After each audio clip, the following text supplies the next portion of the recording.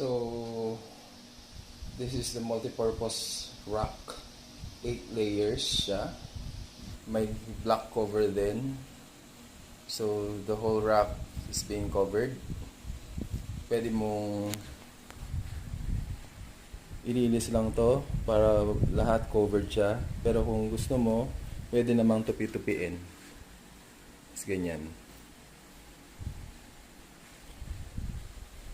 Tapos para medyo kapit yung cover, meron ditong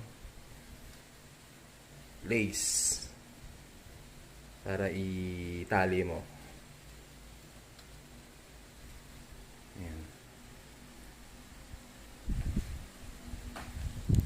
So, alisan natin yung cover.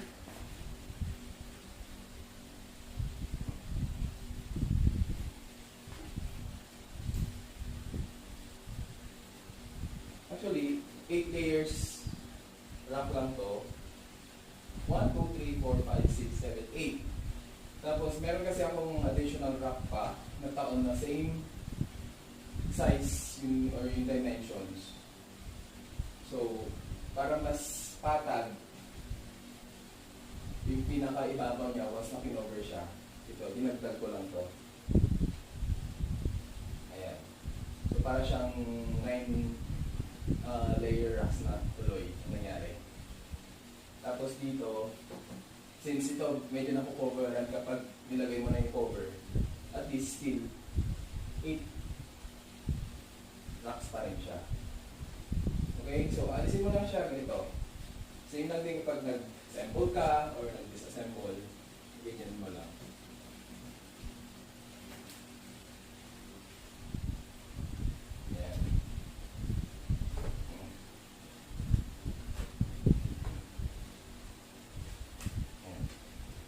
Ganyan.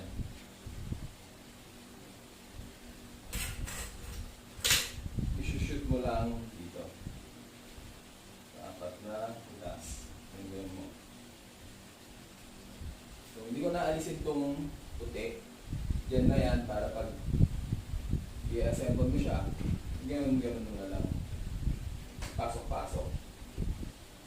Tapos, aalisin mo itong sticks na to. Mga sticks na to. So, same sizes lang yan ng mga to. So, okay lang kapit na pagsama-sama na sila is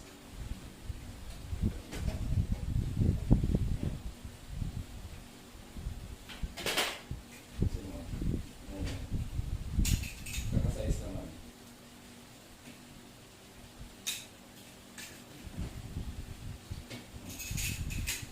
Tapos yung ito, yung pinakataas ka ako, yung inad ko lang. So, makikita mo naman yung difference nila. Ito medyo metal, pero since pag i-cover mo na, which is additional lang naman na nilagay ko, at sakto naman, so don't worry about this. Okay?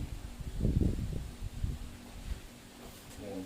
Tapos yung pinaka-ilalim, itong white na to, so ito yung pinaka-foundation niya. This one. So pag inalis mo na lahat, so magiging ano lang to. So portable naman siya kapag halimbawa disassemble mo, tapos dalhin mo sa ibang lugar. So pag yung sama-sama yan, kunti lang yung mga ganyan lang. Okay?